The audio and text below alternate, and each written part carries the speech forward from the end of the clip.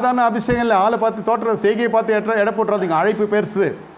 லட்சக்கணக்கான தேசமே திரும்பி பார்க்கறது கர்த்தரை. அதுவும் பொல்லாத ஜனங்கள் மணந்துருப்பாங்க. அப்படிப்பட்ட ஒரு அபிஷேகம் கொண்ட ஊழியக்காரன். தெரில, தனக்குள்ளே இருக்கிற மேன்மை தெரியாது. வீட்டிலே இருக்கும் அந்த சாதம் தெரியாது.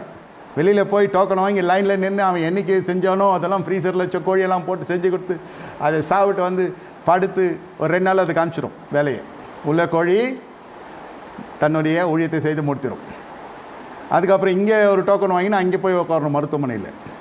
இங்கே டோக்கன் வாங்கின்னு போய் சாப்பிட்டுட்டு அங்கே ஒரு டோக்கன் வாங்கி அங்கே போயிடணும்.